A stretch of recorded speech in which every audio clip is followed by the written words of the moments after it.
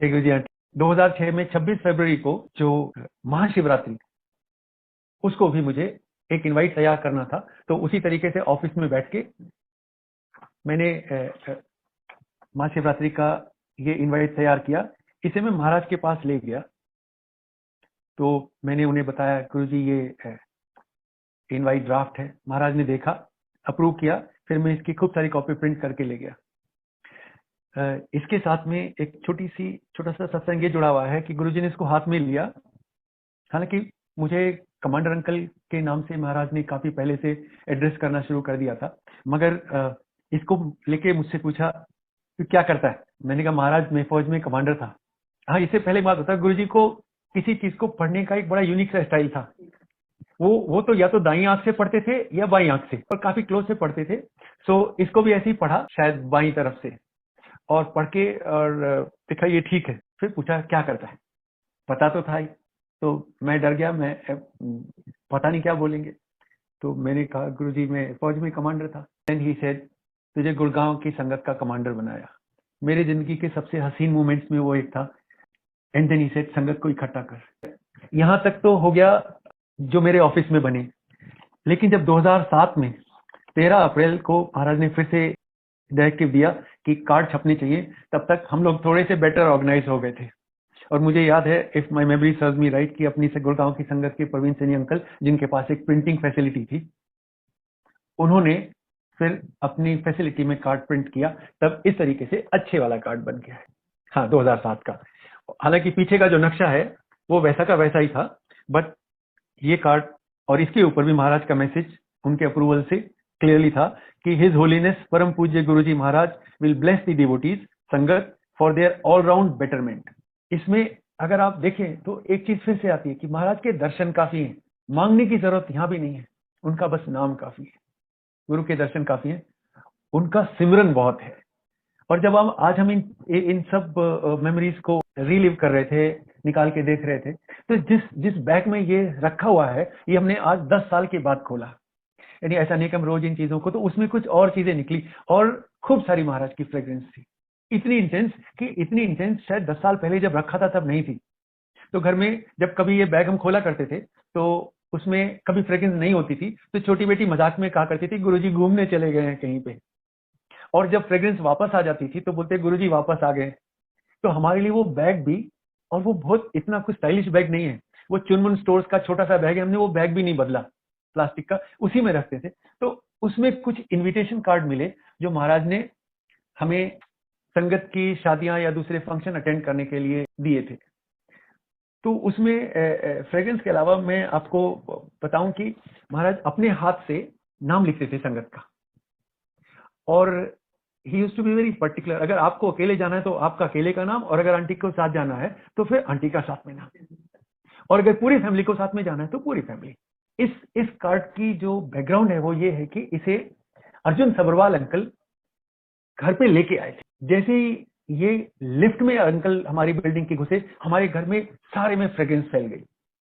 तो अंकल जब आए तो गुरु की फ्रेग्रेंस के साथ आए।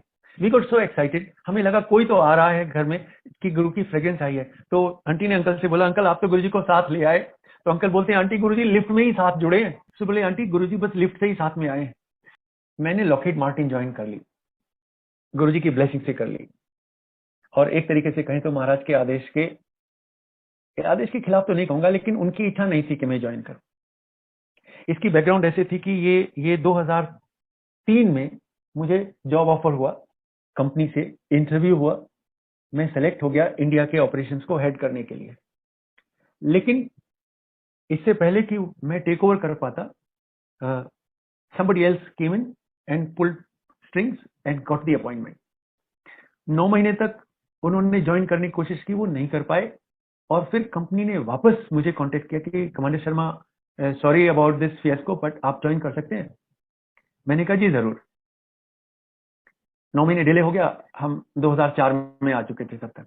लेकिन मुझे मंडे को ज्वाइन करना था, और मैं अपने एक फ्रेंड को ये बताता हुआ कि मैं मंडे को ज्वाइन कर रहा हूं, उनसे शाम को मिलता हुआ चला गया।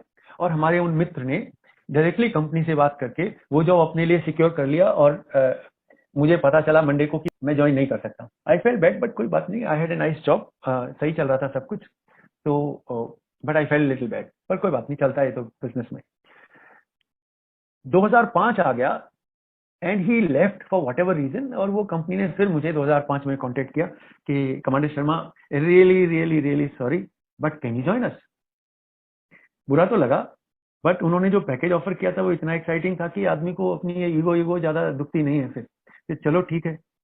लेकिन लेकिन हाँ तो मैंने कर दी, लेकिन मन में आया कि महाराज से जरा पूछ लिया जाए कि 2 साल हो गए हैं, ना तो ये मिलता ना ये जाता, तो इसका चक्कर क्या है। हमारी जिंदगी में महाराज से पूछे बिना कुछ होता नहीं था, तो ये भी नहीं होना था। तो आई फाइनली डिसाइडेड कि मैं महाराज से अप्रूवल ले लूँ। अब आप ऐसे ही थोड़ा ना जाके गुरु जी से सीधे पूछ लेते। I was not one of दोस्त, मेरा तो सोच के गला सूखता था, तो बोलने वाली बात तो बहुत दूर की थी, सामने आने का तो सवाल ही नहीं था। तो सिंगल अंकल से बात हुई,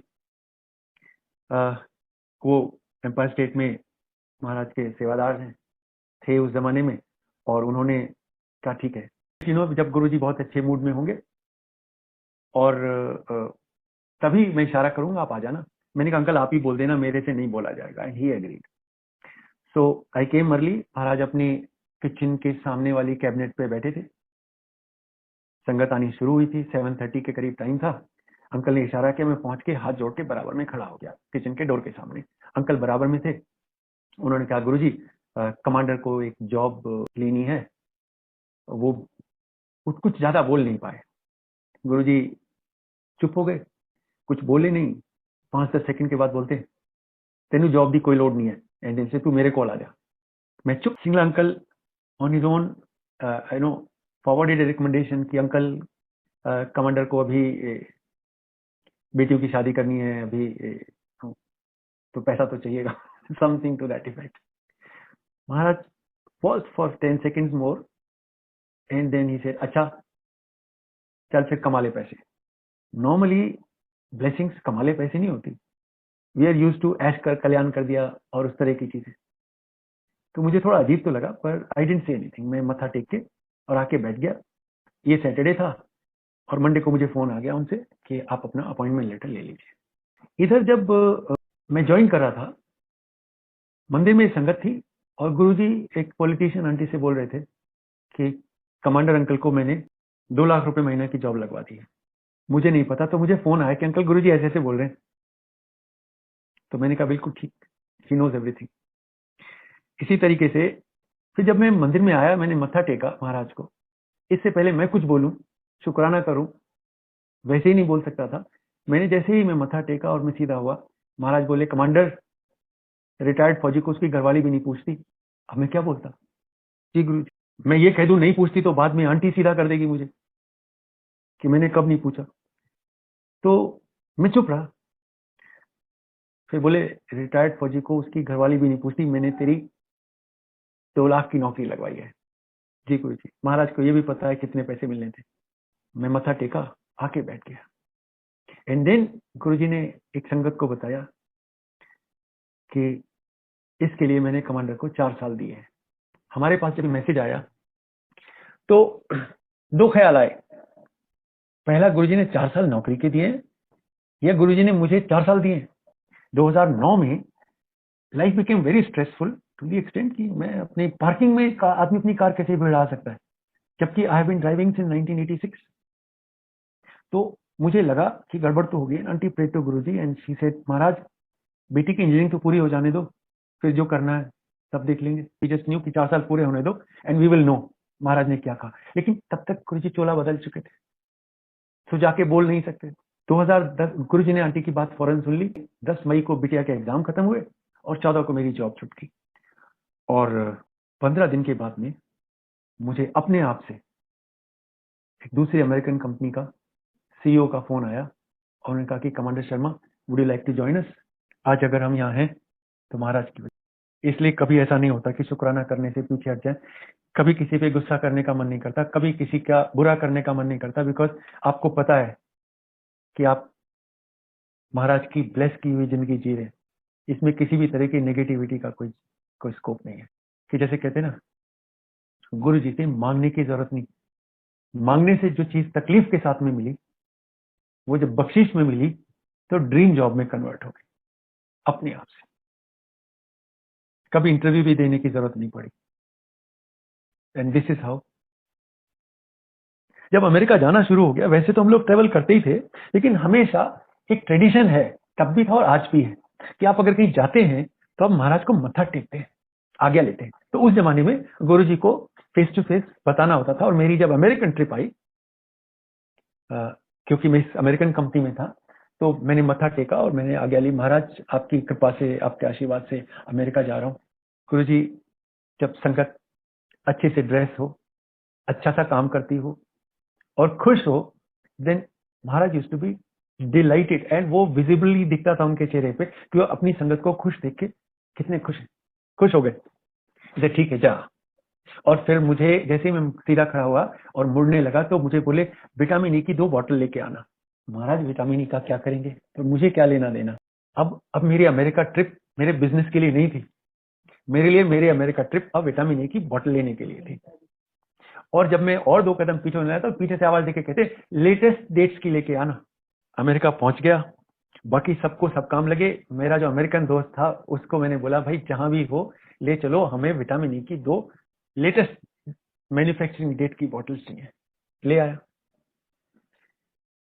रख ली। वापस लौट के सबसे पहला काम किया कि इन बॉटल को निकाला, छोटे से बैग में रखा, मत्था टेका और महाराज के सामने रखा, महाराज ये विटामिन डी की बॉटल है। यू कैन इमेजिन, मुझे आज भी ऐसे लगता है जैसे कल की बात है। तो आई हैड दिस एक्साइटमेंट कि कुछ महाराज ने सेवा बताई और वो मैंने कर दी। He made it happen. आपको छोटी सी बात लगती हो, सर इट वाज ह्यूज। और इससे बड़ा सरप्राइज तब हुआ जब महाराज ने मुझे कहा, इसे जा मेरे कमरे में रखते। गुरुजी का रूम जिसमें वो रहते थे पीछे की तरफ, जिसमें से हम जब म्यूजिक सिस्टम के पास बैठते थे तो नीचे से खुशबू आती रहती थी, लेकिन कभी सोचा नहीं था, we only used to dream कि महाराज का रूम कैसा होगा। कभी ये नहीं सोचा था कि ये सब कुछ महाराज ने इसलिए बनाया। रख दे मीन मैं नाउ तो पंख लग चुके थे। मैं अंदर गया and how can I explain this to you. दूसरी दुनिया थी। अंदर गया, महाराज के बेड की साइड में एक टेबल थी, उसके ऊपर दोनों शीशी रखी। एंड देन आई फेल्ट कि महाराज ने ये तो नहीं बोला रख के वापस आ जाओ जल्दी से। हाँ, ऐसा नहीं बोला, थोड़ी देर बैठ लेते हैं। मैं वहीं पालथी लगा के आंख बंद करके बैठ गया। मुझे जैसे स्वर्ग का एहसास होता है ना, जैसे अगर कभी मन में आता है आपके कि ये स्वर्ग कैसा होता होगा, तो वो इमोशन, वो फीलिंग उस रूम में उस समय बैठ के आई। तो मैं शायद 5 या 10 मिनट बैठा हूँ और फिर मुझे लगा कि ज्यादा हो गया। इतना लालच भी ठीक नहीं है शर्मा जी। आप कमांडर अंकल यहाँ से निकल लो इससे पहले कि आपको आपके नंबर कट जाए। महाराज कोई दवाओं की कोई जरूरत नहीं। I am sure, I remember one auntie telling me, I think Usha Bhasin auntie, that he had a compilation of these medicines जो आ जाती थी या जिनका कोई यूज नहीं था, बट वो आपको ब्लेस करने के लिए कोई ना कोई बहाना निकालते रहते थे। You had to be blessed. इसी तरीके से एक दिन मैं घर में बैठा हूँ, सिंगला अंकल का फोन आ गया। कहते कमांडर गुरुजी को जुकाम की दवाई चाहिए। इनसे गुरुजी ने कहा है कि उनको जुकाम है और उनको आप दवाई लेके आइए बना के। एक तो वो जानते हैं कि तुम्हारे पास होम्योपैथिक दवाइयों की पेटी है, सारी दुनिया का इलाज करने वाले, सारी दुनिया को ठीक करने वाले इस दुनिया के मालिक आपसे दवाई मांग रहे, नहीं हो सकता। बट हुआ, मैंने कहा अंकल मुझे कुछ बता दो। And I asked you question and he did not answer. इसने अंकल अपने हिसाब से जो बनाना है बना के ला के दे दो। And then I sat there, मैंने डिलीजेंटली बड़ी मेहनत से अपनी बुक खोली, उनमें से पढ़ा और उसके बाद में दवाई बनाई, ऊपर लिख के टेप से चिप्पी चिपकाई, बड़े अच्छे से पैक की और 2 शीशी लेके मैं एम्पायर स्टेट में सिंगला अंकल के पास पहुंच गया। अंकल ये लो। उन दवाई का क्या हुआ नहीं हुआ उनका कोई जिक्र नहीं है। क्या महाराज की माया है वो जाने, हम तो सवाल भी नहीं करते, करना भी नहीं चाहिए। बट ये कि उन्होंने आपके बारे में सोचा, ये अपने आप में बहुत बड़ी ब्लेसिंग। मैंने आपको वो 2007 का बैसाखी का कार्ड दिखाया था। That was perhaps the last of such events during his presence, because उसके बाद तो 2007 की मई आ गई थी। एक मेमोरी मुझे और याद आती है। It was the last Saturday before 31st May that me and auntie, and we used to only go on Saturdays. कोई हवा नहीं थी, मैं और आंटी लाइन में लगे महाराज से आज्ञा लेने के लिए हमेशा की तरह से। And Maharaj was sitting, and हम लोग शायद 7वें 8वें नंबर पे होंगे, एंड हमेशा की तरह मैं आगे था, आंटी पीछे थी। वो आंटी की एक परमानेंट रिस्पॉन्सिबिलिटी थी कि जब मैं महाराज को मत्था टेकूं वो देखें कि महाराज ने मुझे कितने प्यार से देखा। And she used to get so irritated because मैं उनसे सारे रास्ते कार में सवाल करता रहता था, मुझे देखा, कितनी देर देखा, प्यार से देखा, गुस्से देखा, इग्नोर कर दिया, नहीं देखा, वगैरह वगैरह वगैरह। एंड शी यूज्ड टू से ऊपर मुंह करके खुद देख लिया करो, what is wrong with you. But नहीं, she was behind me. But इस बार क्या हुआ, he called me out and said, commander घर चलो। मैंने और आंटी ने ऊपर तो मुंह करके देखते ही नहीं थे, इतना बहुत था। पता नहीं महाराज ने क्यों बोला, मत्था टेका वहीं से, दूर से, और वहीं से चले। दुनिया आपको छोड़ सकती है पर गुरु महाराज आपको लेट डाउन नहीं कर सकते। आपको लगेगा ऐसा, लेकिन सच में कभी नहीं होगा। कर्नल जोशी अंकल का एक सत्संग था, एंड इसे महाराज ने बोला कि एक बार हाथ पकड़ लिया तो पकड़ लिया, फिर कल्याण तो निश्चित है। वो चाहे एक दिन में हो जाए, एक पल में हो जाए, एक साल में हो जाए, एक जन्म में हो जाए, या 100 जन्म लगे, लेकिन होगा। तो ये वो टाइम था जब हम ऊपर बैठने लगे थे, पुरानी संगत को महाराज ऊपर भेजने लगे थे, नई संगत नीचे बैठती थी फर्स्ट फ्लोर पे, और इनवेरिएबली मैं गरेवाल अंकल के बराबर में बैठता था। क्यों बैठता था नहीं मालूम है, लेकिन वो महाराज की इच्छा। आप कहाँ बैठेंगे, किसके साथ बैठेंगे, किसके साथ लंगर करेंगे। मैं माथा टेक के ऊपर आ गया, गरेवाल अंकल ऊपर आए, बराबर में आके मुझे बैठे और बोले कि कमांडर आज तो महाराज ने कल्याण कर दिया आपका।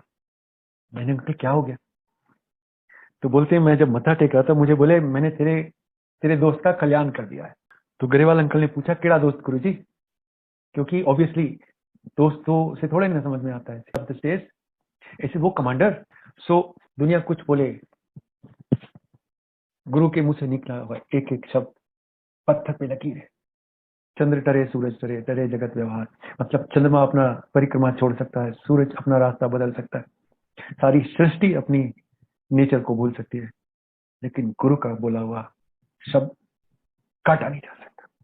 जब मैं गीता का पाठ करता था, पाठ तो नहीं किया मैंने कभी, लेकिन जब मैं पढ़ता था जब मैं क्या लिखा है, तो उसमें कृष्ण जो अर्जुन को बोलते हैं, कुछ कुछ वही फीलिंग आती है जब महाराज आपसे कुछ कहते हैं। तो अर्जुन को जब उन्होंने बताया कि अर्जुन ऐसा कभी नहीं था जब तू नहीं था और मैं नहीं था, और ऐसा कभी नहीं होगा जब तू नहीं होगा और मैं नहीं होगा। तो अगर मैं इसको फास्ट फॉरवर्ड करके महाराज के कॉन्टेक्स्ट में आपसे कहना चाहूं, तो हमारा एक जन्म का साथ नहीं है। ऐसा कभी नहीं था जब हम संगत नहीं थे और गुरुजी नहीं थे, और ऐसा कभी नहीं होगा जब हम नहीं होंगे, गुरुजी नहीं होंगे। हमारा और हमारे गुरु का ये साथ कास्ट इन आयरन है, ये कभी ना टूटने वाला साथ है। और ये इसलिए नहीं है कि आप में कुछ गुण है, इसलिए है कि महाराज ने आपको पकड़ लिया है, महाराज आपको प्यार करते हैं। एक थॉट आता है कई बार, और आपके दिमाग में भी आता होगा कि आप पे जो ब्लेसिंग है वो आपके टाइम फ्रेम में क्यों नहीं होती।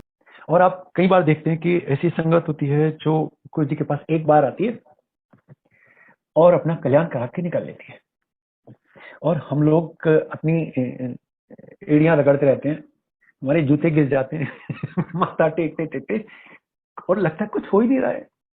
एंड देन यू फील कि महाराज जब हमारी प्रेयर का नंबर आता है ऐसे आप कुछ और करने में बिजी हो जाते हो और ये मिस हो जाता हो। तो इससे रिलेटेड एक सत्संग है, पहले सुना चुका हूं लेकिन मुझे रिपीट करना चाहिए। मेरे एक मित्र हैं, बचपन के साथी हैं, हम लोग फौज में भी साथ साथ थे। उनका बड़ी सीनियर पोजीशन पे मिनिस्ट्री ऑफ फाइनेंस में प्रमोशन नहीं हो रहा था क्योंकि उनके अपने मिनिस्टर उस फाइल के ऊपर बैठे थे। तो मुझे उन्होंने एक दिन बोला कि किसी को जानता है क्या जो मेरा ये केस क्लियर करा दे। तो बोले किसे जानते हैं, मैंने कहा मेरे गुरुजी हैं, चल उनके पास। तो उन्होंने कहा चलो गुरुजी के पास ये मिनिस्टर लोग आते होंगे और वो उन्हें बोल देंगे और ये काम हो जाएगा। तो मैंने ले गया गुरुजी को, मैंने इंट्रोड्यूस कराने की कोशिश की, तो महाराज ने बोला तू पीछे चल के बैठ, बिचौलिया नहीं है ना। नहीं महाराज बस। And then I step back और उनके साथ उनकी थोड़ी बात हुई, लेकिन उन्होंने ये नहीं पूछा तुम कौन हो, कहाँ से आए हो, तुम्हारी क्या प्रॉब्लम है, इशू क्या है, वगैरह वगैरह। उसको खाली इतना बोला कि 31 दिसंबर को बड़े मंदिर में आना, और ये बात रही होगी दिसंबर के पहले वीक की। 1-2 तारीख के आसपास। तो इंटरवेनिंग 15 दिन में उन्हीं मिनिस्टर साहब ने वो फाइल क्लियर भी कर दी, इनका प्रमोशन भी हो गया। And he called me up and he said, Rajkumar भाई ये तो कमाल हो गया। मैंने कहा कमाल तो होना ही था भाई, तुम्हारे लिए कमाल है, मेरे लिए तो ये हमारे महाराज की रूटीन भी नहीं है, इट इज नथिंग, ये तो ऐसे ही होना था, हो गया। एंड देन मैंने उनसे कहा, यार आपको याद है महाराज ने बोला था कि 31 दिसंबर को आना, आए थे? ये नहीं, आंटी बराबर में बैठ के मुझे बताती रहती हैं। उन्होंने मुझे कहा कि हमारी कुछ ईयर एंड की पार्टी होती है, न्यू ईयर को वी रिंग इन दैट, उसमें हमारे सारे साथी इकट्ठे होते हैं और ये होता है वो होता है। तो बोले यार राजकुमार नहीं हो नहीं पाएगा अपने से। ठीक है भैया, एंड ही नेवर केम। मगर काम हो गया, और काम हो गया केवल इतनी देर में, और मेरे पास लिस्ट है। लेकिन एक बात सोचिए, उसका काम हो गया और उसको गुरु नहीं मिले। हमारे काम वर्क इन प्रोसेस है, लेकिन हमारे पास गुरु है। आपको अगर चॉइस हो कि आपको तकलीफ ना हो आपकी जिंदगी में, और आपकी जिंदगी में गुरु भी ना हो, के मुकाबले आपकी जिंदगी में तकलीफ हो लेकिन महाराज भी हो, आपकी जिंदगी में काम अटके हो मगर महाराज हो, तो कौन सी चूज करेंगे? मेरे लिए मेरी तकलीफों से महाराज ज्यादा जरूरी है। जब तक महाराज ने हाथ पकड़ा हुआ है, I can face any problem, any challenge. लेकिन महाराज के बिना ये फ्री फंड की जिंदगी किसी काम की नहीं। महाराज की अपनी सेंस ऑफ ह्यूमर है, कभी भी आप सुनेंगे वो हर चीज को इतनी लाइटली हवा में उड़ा देते कि यू गेट एम्बेरेस्ड, बट फिर भी महाराज ने चुटकी ली आपके ऊपर। इससे बड़ी डिवाइन ब्लेस्ड बात क्या हो सकती है? बच्चों ने मुझे एक वो जो कार्गो ट्राउजर जानते हैं आप, जिसमें वो जिप होता है, वो निक्कर, पतलून का निक्कर बन जाता है जिप खोलते, उसमें चारों तरफ पॉकेट होती हैं ऊपर से नीचे तक की, और ये बच्चों ने मुझे खरीदवा दिया। और सबने फिर फोर्स करके कि एम्पायर स्टेट मंदिर चलेंगे तो इसे पहन के जाना पापा। अब नॉर्मली पापा लोगों का क्या होता है, बच्चे जब बड़े हो जाते हैं वो जो पहना दें आप पहन के चल देते हैं। लेकिन मेरी ये समझ में नहीं आया कि बेवकूफ तू एम्पायर स्टेट जा रहा है, गुरुजी के सामने कार्गो पैंट में खड़ा होगा। लेकिन इट वॉज टू लेट। अब वहां पहुंचे और छुप छुपा के इधर उधर बैठ गए कि ना महाराज देखेंगे ना पता चलेगा कि ये क्या पहन के आया। महाराज ने उस दिन की संगत हो गई, गुरुजी लंगर करने के लिए अपने आसन से उठ के और अपने रूम की तरफ गए। संगत ने लंगर कर ही लिया था, हम सारे खड़े हो गए हाथ जोड़ के। मैं किचन की तरफ खड़ा था और महाराज बराबर से आए और रूम की तरफ जाने लगे और मुझे पास करके आगे चले गए, almost near the music system. And then he turn back, looked at me, मतलब turn around, looked at me as if किसको जाते हुए मिस कर दिया। एंड दे सेड, तू कमांडर है? सीधे, अब क्या हुआ? सो मैंने कहा जी गुरुजी। एंड मैंने सेज, बहुत स्टाइलिश है। एंड पानी पानी हो गया। When Guruji gives you that much attention, first thought is मैं यहाँ क्यों हूँ? ये जमीन खुले और मैं उसमें नीचे पहुंच जाऊं, और जब महाराज निकल जाए तो खड़ा होकर वापस आने की कोशिश करूं। स्टाइलिश से याद आया कि हम लोगों को जब महाराज शादियों में जाने को बोलते थे, जैसे एक तो ये होता था कि आंटी साथ जाएंगी नहीं जाएंगी, आप क्या करोगे क्या नहीं करोगे, but one thing is once told me कि स्टाइलिश होके जाना। अब मैं बाहर निकला और फिर संगत से पूछो कि अंकल स्टाइलिश होके कैसे जाते हैं? आंटियां स्टाइलिश होके जाती है, समझ में आता है। अपन लोगों का क्या, अपनी तो पेंट के भी 2 कलर हैं, तीसरा है नहीं, एक ब्लैक है और एक ग्रे है। तो आंटी से पूछना पड़ता है कि ये वाली ग्रे 2006 की है या 2010 की, क्योंकि कलर वही है। तो कौन सा स्टाइलिश होके जाएंगे? तो वैसे एक तो चीज समझ में आ गई, अंकल लोग स्टाइलिश होके जाएंगे का मतलब उनके साथ उनकी आंटी स्टाइलिश होके जा रही हैं। बेसिकली अगर आपकी आंटी अच्छे से ड्रेसअप होके जा रही है तो आप फटे कपड़ों में भी स्टाइलिश हैं। And she is not dress properly, तो आप कितना भी सूट पहन लें आप लल्लू ही लगेंगे। So one of things was कि तो हमने सूट टाई वगैरह सब पहना। And then Guruji had given on one occasion another instruction. And then he said, मैं जिस शादी में गया उसका नाम नहीं लूंगा, बट गुरुजी सेड शगुन मोटा देना है। और मैंने एक अंकल से पूछा, अंकल मोटा शगुन कितना होता है? तो he joked and he said, uncle लिफाफे 2 तरह के होते हैं, एक पतले वाला और एक मोटे वाला। पतले वाले में जितनी करेंसी आ जाए तो वो छोटा शगुन है, और मोटे वाले लिफाफे में जितनी करेंसी आ जाए बड़े वाले में वो बड़ा मोटा शगुन है। ठीक है, this is what we did. And jokes apart, मैंने आपको एक कार्ड दिखाया था यहाँ पे, वो सीता ट्रेवल वाले इंद्र शर्मा जी के बेटे अर्जुन की शादी का था। We attended that marriage. और वो मैरिज इसलिए याद है कि जिस लॉन में हम सारे खड़े थे, जिसमें महाराज आने वाले थे, महाराज का आसन बना हुआ था वहां पे जिस पे बैठना था उन्होंने, वो ओस से बिल्कुल भीगा हुआ था। महाराज सामान्य लोगों की तरह से चल के आए और हम लोगों की तो ट्राउजर्स नीचे से गीली हो गई थी, और जब महाराज के आने के बाद हमने अपने शूज उतार दिए तो हमारे मोजे भी गीले हो गए थे। तो मुझे याद है मैं और विंग कमांडर अरोरा हम लोग साइड में खड़े थे। हमने कहा यार सुनते हैं महाराज का फिजिकल कांटेक्ट नहीं होता है धरती के साथ में, हालांकि दिखता है कि हो रहा है बट नहीं होता है।